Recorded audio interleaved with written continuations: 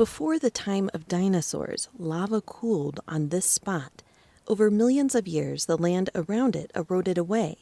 What remains is Red Butte. The Havasupai likened the steep red hill to a mother's pregnant belly. They believe their tribe emerged from this place. We are birthed here. We come from underground. This is our sacred home. Still, this is part of our traditional homelands. Havasupai elders Diana Baby Sue White Dove Ukwala and Colleen Casca sing a prayer song to the mother. Baby Sue waves eagle and condor feathers over burning sage.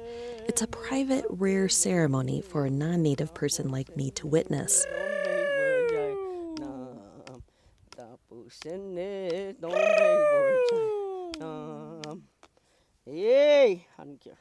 The women are dressed for ceremony. Baby Sue wears a cobalt blue dress, the color of the desert sky. It's trimmed with orange, green, and turquoise ribbons.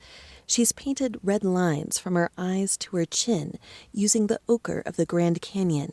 She says the lines represent the tears she cries for all human suffering. I still cry for my people of this world, the land, everything upon this world, because it hasn't gotten well yet. So these are the marks that I wear. When I see peace, love, respect, dignity come back into this world, then I will erase these marks. This is Earth+Bone, a podcast about sacred places. I'm Laurel Morales. In 1300 A.D., Baby Sue's ancestors made their home in and around the Grand Canyon. They spent their winters on the plateau, hunting and gathering. In the warmer months, they moved down below the rim and grew corn, beans, and squash on the canyon floor. Then, in 1928, when Theodore Roosevelt established the national park, the federal government forced the Havasupai to live on a small patch of land in a side canyon known today as Supai Village. And this became a permanent home, this canyon home, when we used it only in the summers. Havasu Canyon is home to 3 of the most photographed waterfalls in the world. Havasupai means people of the blue-green water. Today, the tribe relies on tourism to sustain their people. Tourists like myself and a couple friends who visit Baby Sue at her summer home down in the canyon. There are 3 ways to get to Supai Village: by foot, by helicopter, or by mule. We choose to walk the trail on a cold but sunny November morning. A dozen mules make their way out of the canyon as we hoof it down the switchbacks. We feel a bit like mules ourselves with our 30-pound backpacks. Visitors learn quickly to listen for the herd's thundering hooves and get out of its way pronto. Nothing stops a mule train. It's a 10-mile hike to the majestic waterfalls for which Havasu Canyon is known.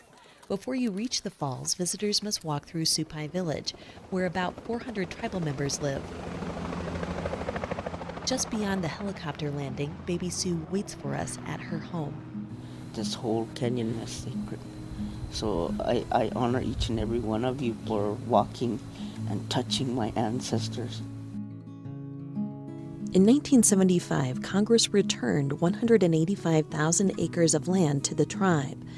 But Havasupai elder Colleen Casca says Red Butte, up on the plateau, wasn't part of that deal. This place here has been taken away from my people.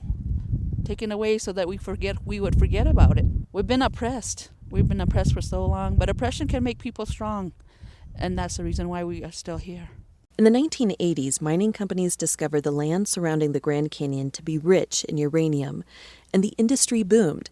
The federal government approved more than 3,000 mining claims outside Grand Canyon National Park. Then the price of uranium dropped, and mines sat idle for 2 decades. When the market surged again, federal agencies allowed mines to operate without new environmental reviews. Roger Clark is program director for Grand Canyon Trust, a conservation group. He says uranium mining not only threatens the sacred site, but drinking water as well. Every single mining site in this area, the closer we look, the more contamination we find. And if groundwater, for example, is contaminated by these deep uranium mines, it's really impossible to reverse that contamination. In 2012, the Obama administration banned new mining claims on 1 million acres surrounding Grand Canyon National Park. It was a temporary ban so scientists could study uranium's impacts on the watershed. But 4 mines were grandfathered in before the 20-year moratorium, and one of those is 5 miles north of Red Butte, where miners sink shaft or dig a super deep hole as they get ready to blast uranium out of the ground. Don Pillmore oversees Arizona mines for Energy Fuels Resources. It's probably the cleanest, safest energy we have available.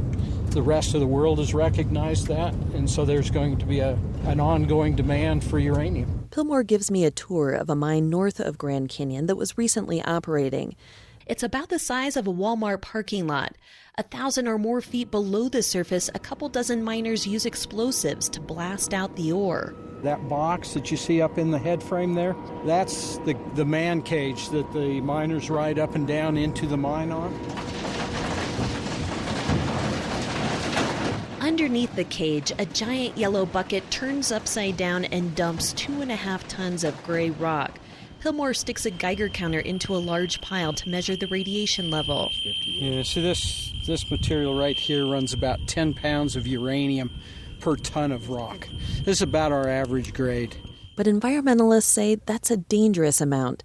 America's most famous canyon was carved out by the Colorado River, and that river still provides drinking water for nearly 40 million people.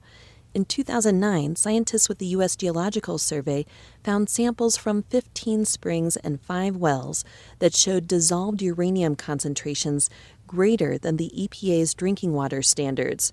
Don Bills is a hydrologist for the U.S. Geological Survey. By opening up the mine, exposing it to the air, to an oxygenated environment, makes it that much easier for uranium to migrate out of its hard rock phase into a dissolved phase with the water. Bills says uranium also naturally leaches into springs, so more studies need to be done. And that fuels the debate between the environmentalists and the uranium mining companies. But Havasupai medicine woman Baby Sue reminds me of the perspective you gain standing on the rim of the Grand Canyon. You really wake up and understand that you're only a small piece of this world. We cannot play God or spirit, as she says. This is Earth+Bone. I'm Laurel Morales.